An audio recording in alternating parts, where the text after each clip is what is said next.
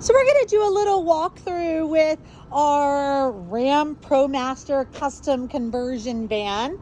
The name is Apollo. It is, I believe it's 21 feet long. So as far as camper vans go, it is a pretty decent size. And you'll see it is pretty sparkling new. There are a couple little bitty blemishes here and there, but very perfect condition and new.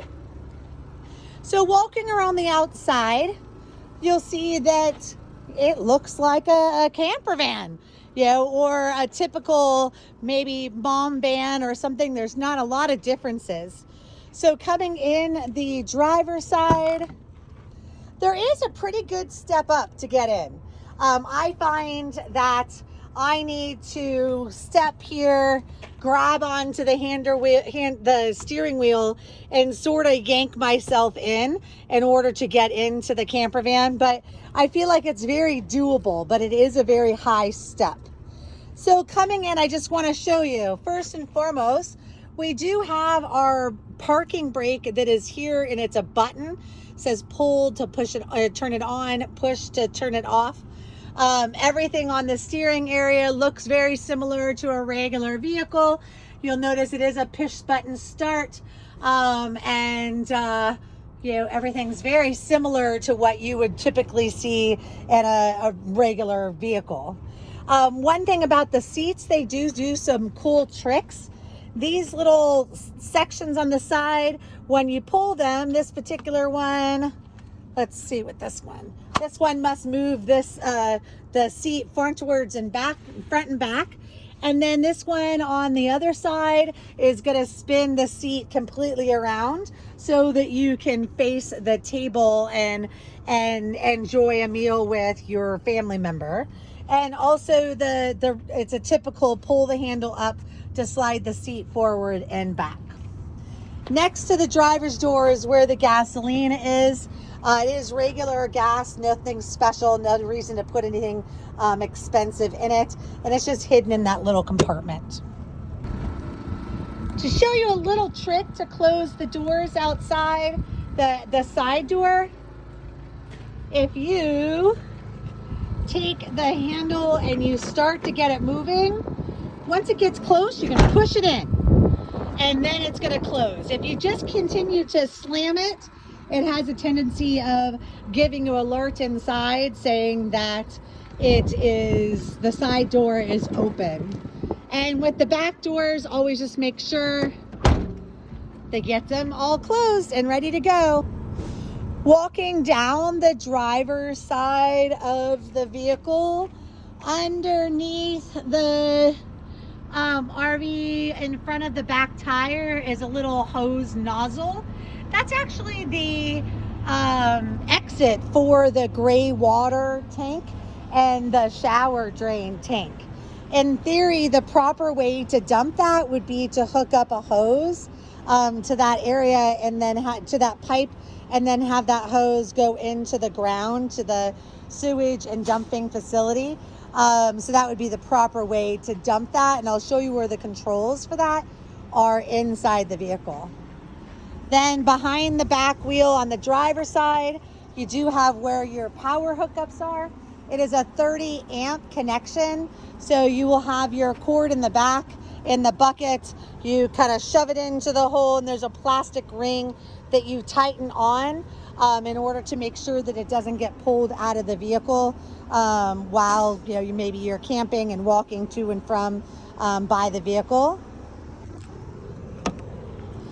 Then on the back, there is a beautiful ladder that goes to the top of the RV, but there is absolutely no reason to go on the roof of the RV. It's just unsafe.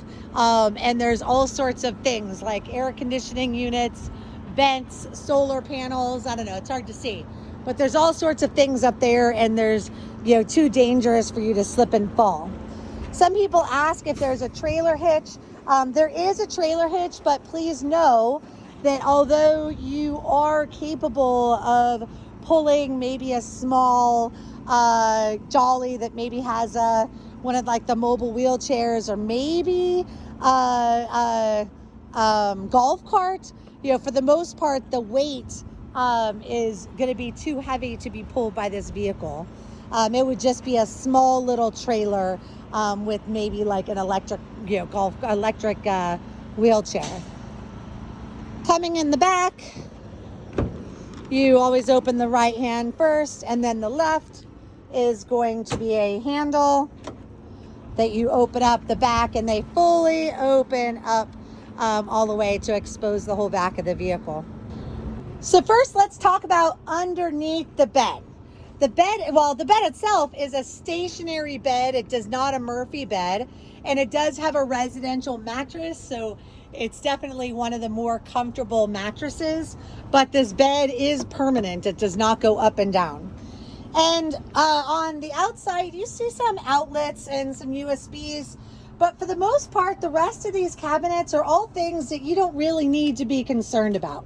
They have to do with your batteries, your water hookups, or your water valves and such are over here. So inside the cabinets, we hope that you never need to worry about them. On the back passenger side, there is an outdoor shower. This has kind of a special nozzle. For the shower itself, you would plug it in. Actually, I believe it's down here. So the shower itself, you would shove it in until it pops in, possibly by pushing the button. And it goes into where it's fitted, and it's in there really good. And then the shower is kind of hidden. We just sort of store it in this little compartment. So I do want to kind of talk about this outdoor shower. While it might be nice, to not have to take a shower in the RV, maybe to rinse off your feet or wash a dog, always make sure that this drowned area where you're standing is in some version of clean. At campgrounds themselves, people are dumping their vehicles, and there's always accidents.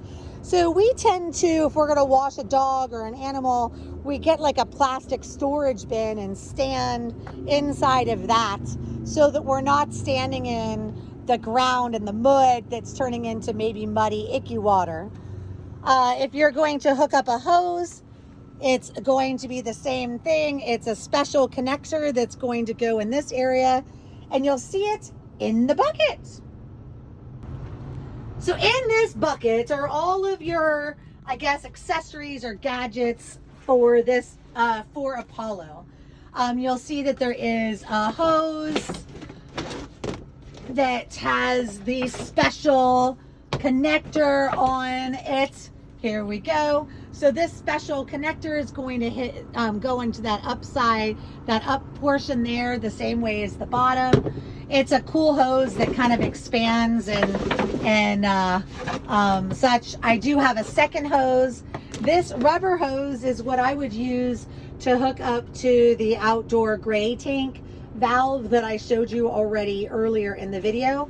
I just wanted to have a separate hose because in theory, the other end of this hose is going into the sewer area, and I wouldn't want it to be used for drinking water later. So when you hook your water up to that location, it's kind of a funky way that you can see the level of the water. So in the back, there's this little indentation, and this is actually showing you inside the water tank, trying to get up close. See how there's a little water line right there about halfway through the screen? That's showing you that you're about 3/4 full. It could be that it's full, but at that point you don't need to fill it. But if it gets down towards the lower portions, that's going to be when you need to fill it.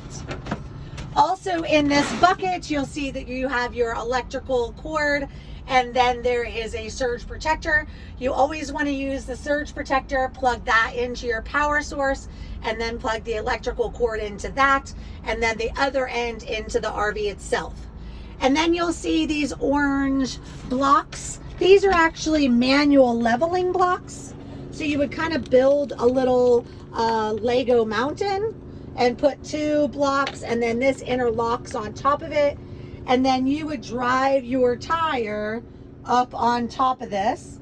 in order to make the RV level, and sometimes you only need one tire, sometimes you need two, whether you need to put it on both these tires because it's going this way, or maybe both the front tires because it's going like this. So you would use these manual leveling blocks. And down at the bottom of this, you'll find some different adapters, whether it be to convert to a 50 amp, or if you think you want to plug it into a regular 110 house electrical outlet, there's that cord in there for you as well. And then there's an outdoor rug to use to put outside your RV. And just take note, there are some water bottles, empty water bottles here. You might think that they're trash or need to go to the recycle, but they actually have a really good purpose when it comes to the water toilet, or the toilet in the water, and I'll show you that later. One thing I noticed when I started this walkthrough video is that both of these rugs were piled on top of each other. I too feel like this rug has a specific purpose, and I like to keep it underneath that bin. We have some really beautiful bamboo floor, and I feel like eventually with weight and sand and grit, that with this bin being pulled in and out of the RV, it's gonna completely scratch the floor. So I like to keep the bin on this smaller outdoor rug and use this outdoor for outside. Now to talk about the awning.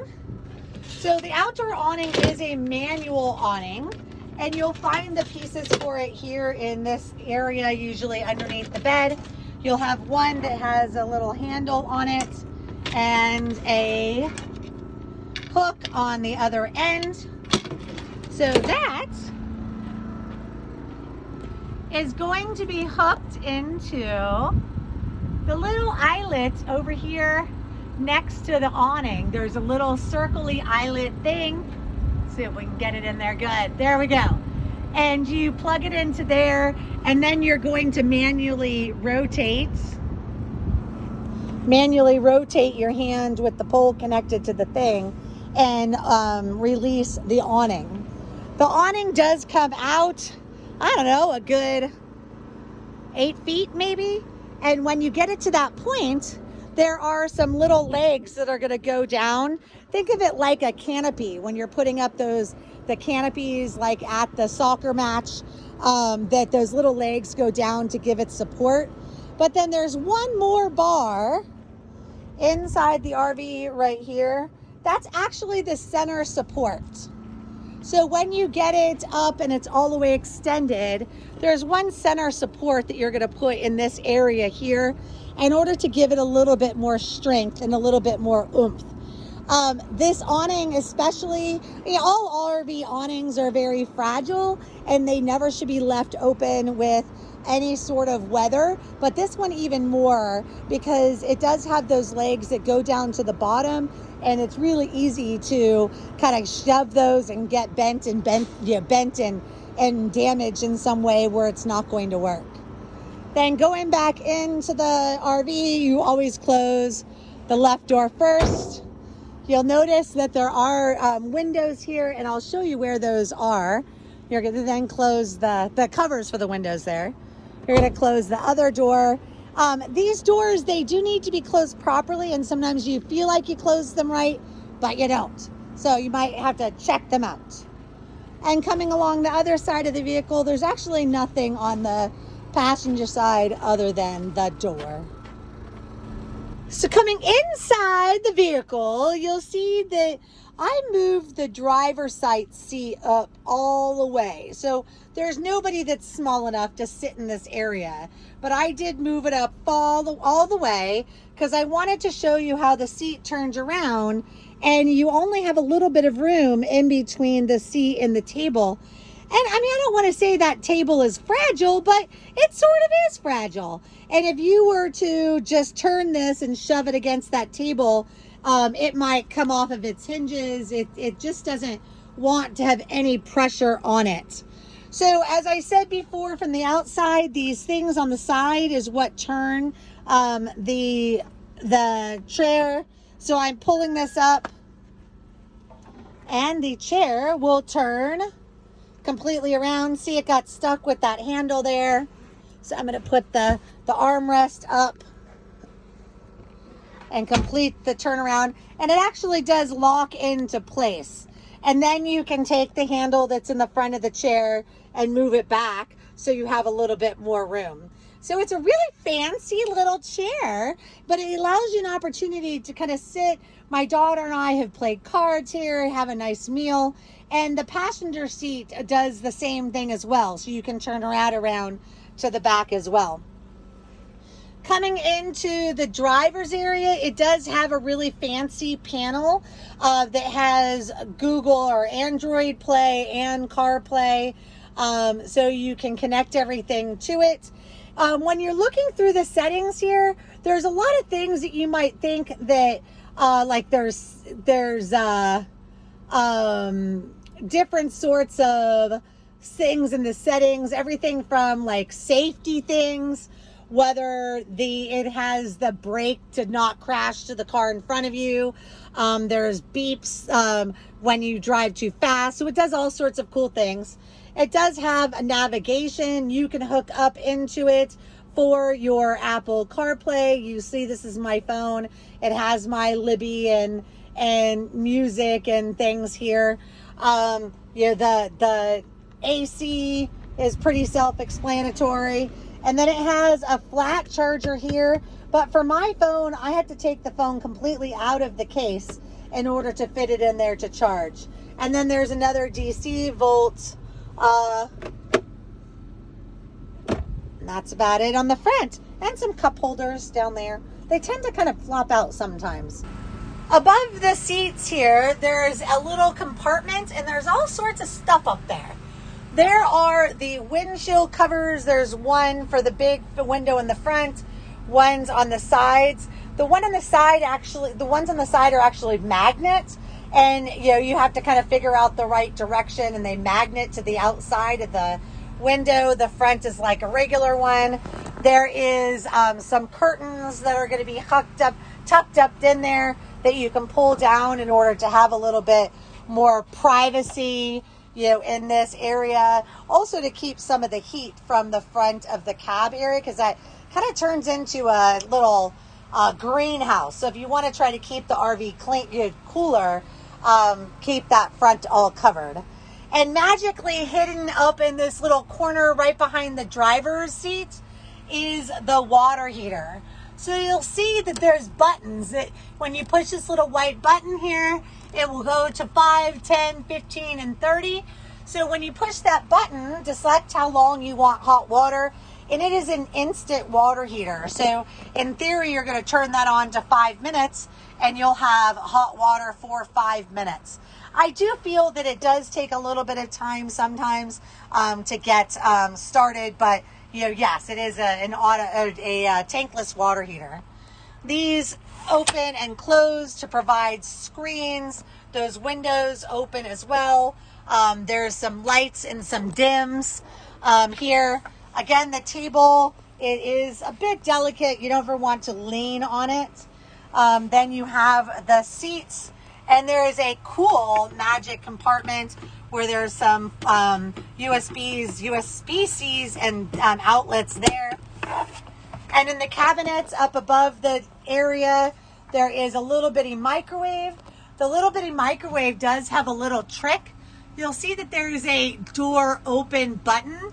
So although it opens right now, after you cook your meal and you want to open it in order to get your food out, you actually have to push the door open button, else it won't give you your food back. And your pans are up in this cabinet here.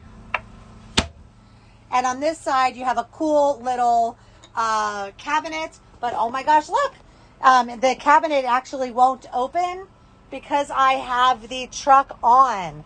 It's fancy. When the truck is on, there's little magnets that are keeping all the cabinets closed. You'll see I've now turned the truck off. And look, the cabinet's magically open. Goodness, we haven't cleaned the RV yet here. But you'll see that there's plates. There's some disposable stuff that are typically left by previous guests. There's a little coffee pot down there. And in this side over here, there's no more ample space for silverware and cooking utensils. And the trash can is here. It's just a teeny bitty trash can. Maybe use a grocery bag. And there is some stuff behind there. We have some dish soap and such for you to use. And I mentioned the valves inside. These are actually behind the trash can. So if you look, the first one, it says gray tub open and close. I'm actually going to put that in the close section. Then the shower dump open and close. And then the water pump on and off. So I leave the water pump in the on position. And then when you want to drain the shower or take a shower, turn that to the open and then close it. And when you turn it to the open on the gray dump, that will drain the gray. And what's kind of funny, every time I've dumped, I feel like I've always opened up both the gray tank and the shower. And I always thought that all was well. But one of my renters said that no, you actually need to do one at a time for it to work properly. For it to use actually the pump in order to pull everything out, to get everything out of those tanks. Good to know. Sometimes I learn from guests as well. The bathroom / shower area is a bit teeny, but there are some cool things about it. First and foremost, this toilet can come completely out of the shower, giving you actually a good sized shower. The nozzle for the shower is on the right, or the handle for the shower, and the nozzle is up there. We tend to keep the toilet paper in here as well. This is special RV toilet paper that will dissolve quickly, and there's some extras in there. So the toilet, I'm going to show you in a couple of steps because I can't do everything with one hand while I'm holding the phone taking the video. So first and foremost, this is how the toilet should be stowed while it's driving. It does have a little latch that latches it up against the wall, and it should be stowed here. If you flip up this here, you'll see that this has a little blue that shows you like 2/3 full, 2/3 blue. And there's a button right here. I'm gonna open the toilet. When you push that button, it magically puts water in the toilet. I feel it's best to travel with water in the toilet because that's a final seal from the icky stuff in the toilet underneath. And keeping the smells in the toilet rather than, coming throughout the whole RV. But to fill this water, doesn't come magically from a hose. You actually have to manually fill it. So you would open this and pour water in there. That's where those water jugs come into play. There's a trap door compartment going into the underneath the bed where I showed you those water jugs before. So you would fill those water jugs and then pour it in your toilet in that little area there for water. So right now, if I went to lift this up, it probably is going to be pretty heavy. It has 2/3 of a tank of water in it. And so it's not necessarily waste. When you come down here on the front, you'll see that this is all green. So that means that it is empty and the icky part of the toilet is empty. It is a canister style toilet, so you do have to manually dump it. So I'm gonna kind of take it apart and then show you the toilet, take it apart so you can see kind of how to dump it. First and foremost, showing you how to open up this little step. There is a yellow latch that opens up a step. Primarily, this is used to get into the bed above, along with that little silver ledge right there. But this is actually where I put the toilet in order to try to dump it. So I'm gonna do that while I'm not video, and I'll show you it next time. So step 2 of the toilet, lift it up a little bit to get above that bracket. You'll see it just connects on this back portion here to attach it to the wall. And then on the back, there is a latch that you can put to open, and that's what's going to release the toilet to take the toilet apart. This latch right here is actually what flushes the toilet. So you can see the water that we have in there. And if I open up this valve, all the water goes into the toilet underneath. And if this is in the open position, then when you take it apart, it's going to be open, and that's bad. So always make sure this is in the closed position. So the method to my madness is that I use that latch that I showed you on the back of the toilet to open up the little lever, and then you grab this top portion off of the bottom portion, and I put it on the step because that gets it out of the way so that I could get to the bottom portion. So this, in theory, is all of your icky stuff. And you can see it's empty. So you would then pick this up with the little handle, and you would walk with it to wherever you're going to dump it. I always recommend dumping it in a sewer facility, not in a toilet, because I jokingly say, how well do you pour a full pitcher of lemonade with ice in it? And if you've ever spilt it, you don't want to spill what's in this toilet all over the ground. Now you have a really embarrassing situation in the campground trying to clean up that mess. So you would pick this up, take it to wherever you're going to dump it. This actually can turn to the side to make it easier in order to dump and turn it. Then you would take this white cap off, and you'll see this little nozzle thing right here. That's actually what's opening and closing the bottom portion. And so you can see that there's nothing in there for right now. But what I do is when I am dumping it, I will also take water, open up that bottom area, and hose out the inside to get it cleaned out as best as possible. So I did say that this whole toilet could come out. So yes, you could take the whole toilet while it's together and walk with it outside of the shower, or you can take it apart, whichever is easiest. But then you get a nice size shower that you can stand without having anything in it. The water does drain underneath the bamboo there. The bamboo does lift up. So if you get anything down there, you can kind of lift it up and get it out of there. Okay, I'm going to put Humpty Dumpty back together again, and I'll be right back.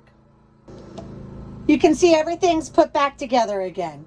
It's actually pretty simple. More, easier than I ever thought that it would be. So again, we have our step. My daughter thinks that it's a perfect place to put your shoes. I don't know if you agree with that, but I think it's a good spot. You also can put your step there. In order to close this, you need to then move the yellow switchy thing. And in these drawers, you'll see some other things. If you have a real fancy meal, you have a second burner that you can take out and put up here on the counter. They're both induction cooktops, so you need some special pans. Looks like somebody left some little lights there, probably to decorate their RV at the campground.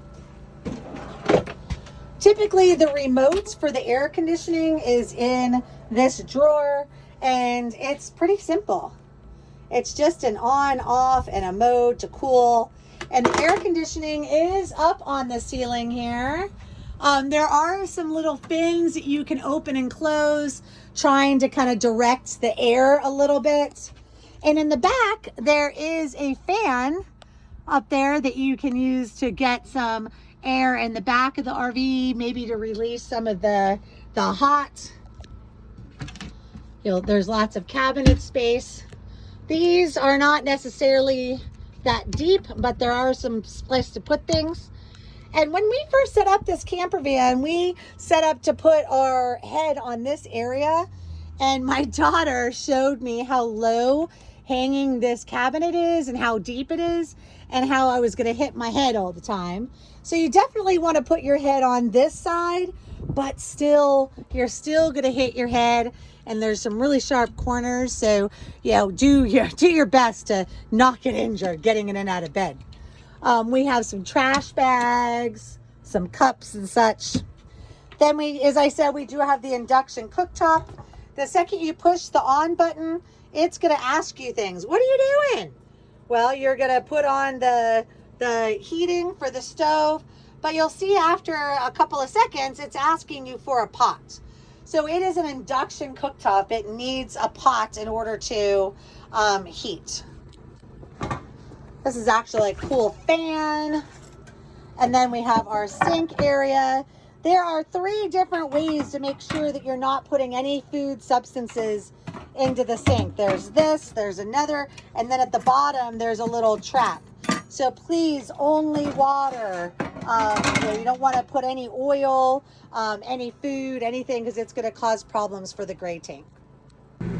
So this is the main power panel in this RV, and you'll see that it has a charger only switch. So if you push this over to the left, this will solely charge those batteries.